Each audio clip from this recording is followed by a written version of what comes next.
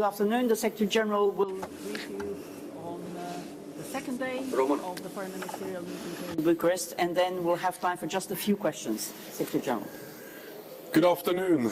We have just concluded important meetings of NATO foreign ministers. Last night with Foreign Minister Dmytro Kuleba, we addressed Russia's illegal war in Ukraine, the country's most urgent needs and our long-term support.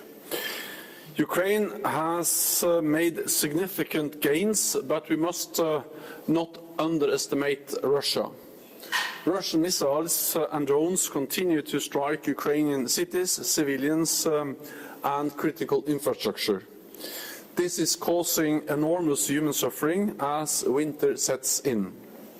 NATO foreign ministers made clear that our continued military support for Ukraine is essential, in particular additional air defences. Allies also announced additional contributions to NATO's comprehensive assistance package, providing Ukraine with non-lethal aid, including fuel and generators.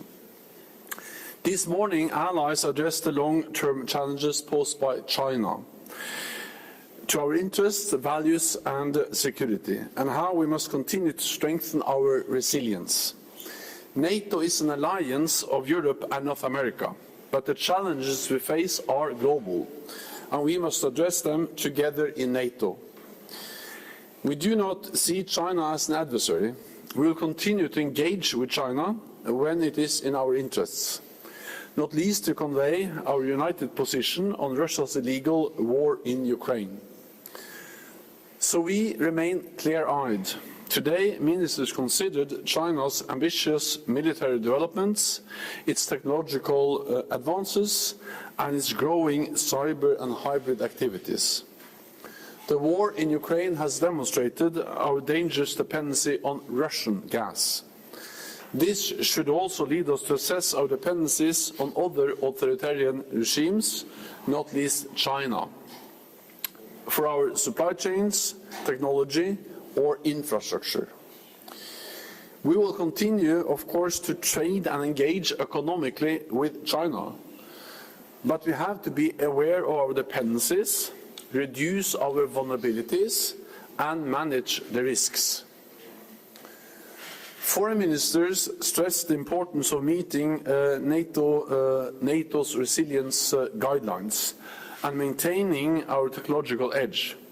We must also continue to strengthen our cooperation with partners in the Indo-Pacific region, as well as with the European Union. Ministers also discussed terrorism, the most direct asymmetric threat to our security. We saw that most recently with the horrific attack in Istanbul. Ministers agreed that we must continue our efforts to counter this threat.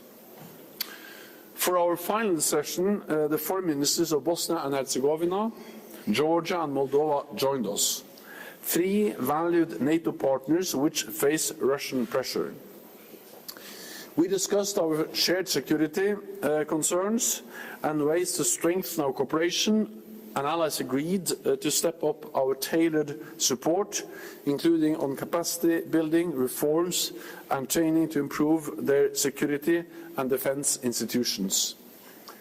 In all our discussions yesterday and today, we were joined by Finland and Sweden.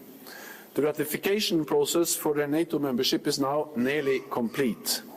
Their accession will make them safer, our alliance stronger, and the Euro-Atlantic area more secure. It is time to welcome them as full-fledged members of the alliance. I want to close by thanking Romania for the excellent hosting of this meeting of NATO foreign ministers. This shows once again Romania's strong commitment to our alliance.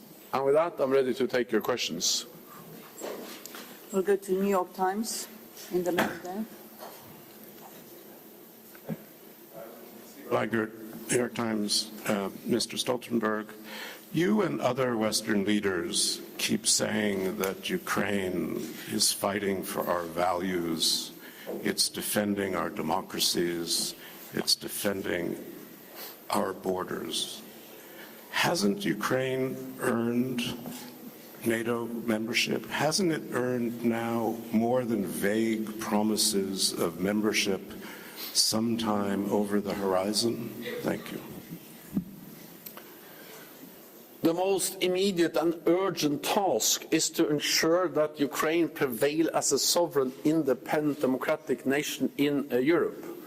And to do so, we need to mobilize as much as we can when it comes to military, economic, financial, humanitarian support to Ukraine. And that's exactly what we do. If Ukraine does not prevail as an independent sovereign state, then of course the membership issue is not at the table at all, because then we have no candidate member anymore in Ukraine. So whatever you think about when Ukraine can become a member, a precondition for that issue to be at the table at all is that Ukraine prevails, and we are helping Ukraine to do so as we speak.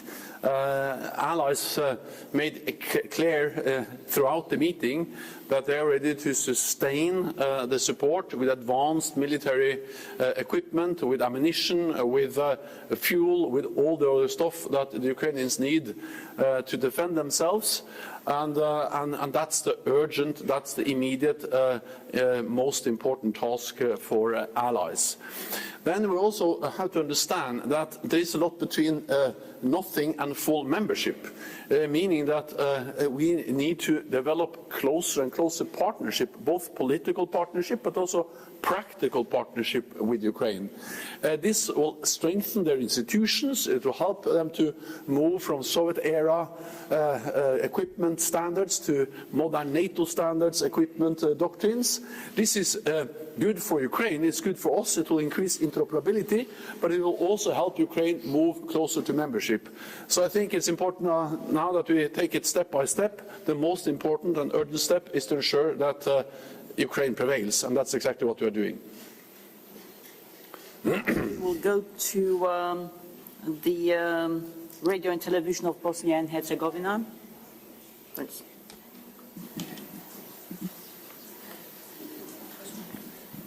Thank you. Thank you, Secretary General. Mladen Gino, Television of Bosnia and Herzegovina. NATO support of territorial integrity and sovereignty of Bosnia and Herzegovina is undisputable. However, as you said, the country is under Russian pressure. Can you tell me what did you mean by that term, Russian pressure? And it is known that there are in country political forces who are pro-Russian oriented and are against membership of NATO of Bosnia and Herzegovina. How to reduce that Russian pressure? Thank you.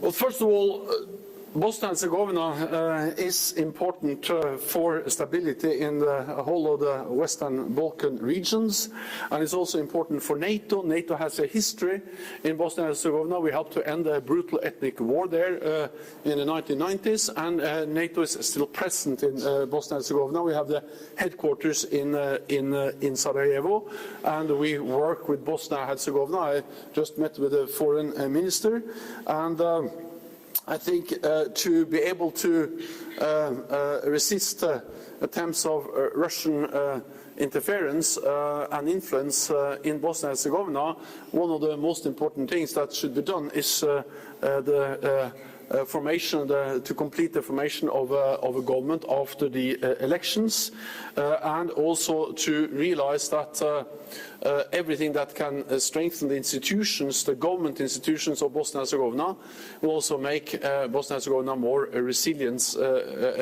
against any type of foreign influence or malign activities. NATO is committed to further support Bosnia and Herzegovina, including through our defense capacity building program and the NATO HQ or headquarters in Sarajevo, and to help build strong defense and security institutions, including by helping to implement democratic reforms. Okay, we'll go to Imedi TV, Georgia. Lady at the back, yeah. After Bosnia-Herzegovina, Georgia, we are in the same group, aspirant countries. Mr. Secretary General, how the commitments made again in Bucarest and new decisions help Georgia on the road to future membership, as this is the main goal of Georgian people and Georgian government. And also, can you tell us more about the meeting with the Georgian Foreign Affairs Minister and the challenges ahead of us because of the war in Ukraine and ongoing occupation of Georgia by Russia? Thank you so much. The Foreign Minister of Georgia was very much welcomed by NATO allies, together with the Foreign Minister of Moldova and Bosnia-Herzegovina in our last session, where we expressed our solidarity with all three partners. I think if there's one lesson learned from Ukraine, is that we need to support them now.